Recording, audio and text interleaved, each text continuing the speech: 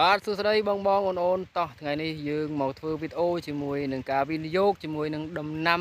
កសិកម្មរំដេងទាំងអស់គ្នាថាតើនៃការវិនិយោគជាមួយនឹងដំណាំម្ដេងនៃខែប្រាំងតើវាចំណេញបែបណាឬក៏ខាតបែបណាតោះទៅតាមដានទាំងអស់គ្នាបាទថ្ងៃនេះគឺខ្ញុំមានដំណាំម្ដេងចំនួន1 ហិកតាកន្លះបាទដែលដំណាំរបស់យើងគឺរៀបចំ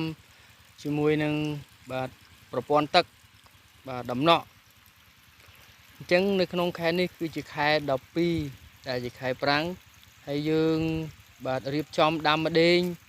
ជាមួយនឹងប្រព័ន្ធដំណក់ទឹករបស់យើងបាទយើងគឺធ្វើបែបនេះគឺយើងបាទជួអត្រាក់ហើយគឺយើងបាទសាប់បៀទៅបាទទី1គឺជួផាល3ទី2គឺសាប់ផាល7បាទផាល6សំទោសផាល6ហើយយើងសាប់ផាល6បាទមកតង់ទៀតប៉ុន្តែសាប់ក្នុងលក្ខណៈគឺយើងលើករងបែបនេះបន្ទាប់មកគឺយកកលេថងរបស់យើងហ្នឹងគឺបាទគឺឆ្កូតទៅពេលយើងឆ្កូតហើយគឺយើងរាយមេបាទមេទឹករបស់យើងគឺទៅយកលេខ75បន្ទាប់មកគឺយើងប្រើដំណក់បាទហើយនៅក្នុងបាទ1 ហិកតាកន្លះនេះគឺយើងបាទធ្វើជាបាទរងបានរហូតដល់បាទ200រងបាទគឺ1រងបែបនេះគឺ200រងហើយក៏យើងរាយដំណក់ប៉ុន្តែនៅពេលឲ្យយើងដាក់ទឹកក៏យើងចែកជា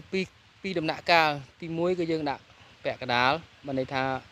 ដំណាក់កាលទី1គឺយើងដាក់100រងបាទហើយបន្ទាប់មកគឺយើងមានវ៉ានពាក់កណ្ដាលបែបនោះគឺយើងបិទវាទៅគឺយើងប្រើតង់ទី2ហើយយើងបិទតង់ទី1ទៅហើយជាបទពិសោធន៍របស់ខ្ញុំគឺខ្ញុំធ្វើ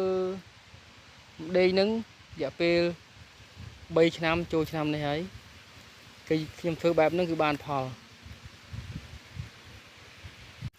ក៏ប៉ុន្តែឆ្នាំដំបូងគឺខ្ញុំធ្វើត្រឹមតែ 15A តែប៉ុណ្ណោះគឺប្រើប្រព័ន្ធដំណក់ទឹកដូចគ្នាបន្ទាប់មកគឺខ្ញុំយក 15A នោះទៅបរិចបាទបរិចរហូតដល់ 40A អញ្ចឹងគឺយើងបរិចបាន 40A ហើយគឺយើងលក់គ្រឿងលក់ពូជបានខ្លះទៀតបន្ទាប់មកគឺឆ្នាំទី2គឺខ្ញុំបរិច 40A នោះគឺបាទបានរហូតដល់បាទជាង10តោនបាទ 40A ជាង10តោនហើយខ្ញុំយកមកបរិចចំនួនដីមហិតកន្លះនេះហើយនៅសល់ទៀតគឺខ្ញុំលក់គ្រឿងលក់ពូជអញ្ចឹងចាំមើលលទ្ធផលនៃការបរិចរបស់យើងចំនួនមហិតកន្លះនេះតើទិន្នផលបានប៉ុណ្ណាគឺយើងចាំសង្កេតមើលនៅវីដេអូក្រោយបាទសូមអរគុណបាយបាយ